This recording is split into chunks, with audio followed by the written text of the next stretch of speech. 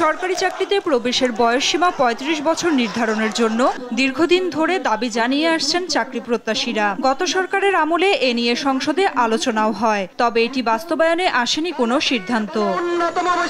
এমন প্রেক্ষাপটে চাকরিতে প্রবেশের বয়সসীমা ৩৫ প্রত্যাশীদের সঙ্গে সচিবালয়ে বৈঠক করেন সরকারি চাকরিতে আবেদনের বয়সসীমা নির্ধারণে গঠিত কমিটির প্রধান আব্দুল মুঈদ চৌধুরী।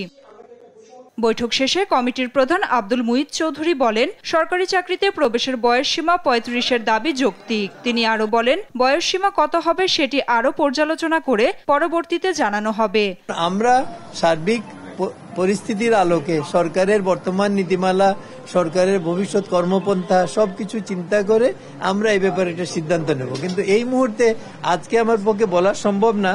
তবে তাদের যে বক্তব্যটা, যে বয়স বৃদ্ধি করার যৌক্তিকতা আছে, এই বিষয়ে কোনো সন্দেহ নাই। এদিকে ৩৫ প্রত্যাশী আন্দোলনের সমন্বয়কারী রাসেল আল মাহমুদ বলেন, সরকারি চাকরিতে প্রবেশের বয়সসীমা ৩৫-এর দাবিতে বাস্তবসম্মত সমাধানের আশ্বাস দিয়েছেন কমিটির আহ্বায়ক।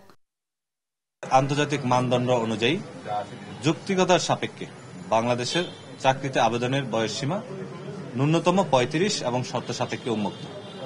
আগামী ৭ কার্য দিবসের মধ্যে একটি চমৎকার বৈষম্যহীন বাংলাদেশ গড়ে তোলার জন্য একটি প্রতিবেদন প্রকাশ করবে। বিষয়টির যৌক্তিক সমাধানের আশাবাদী তিনি।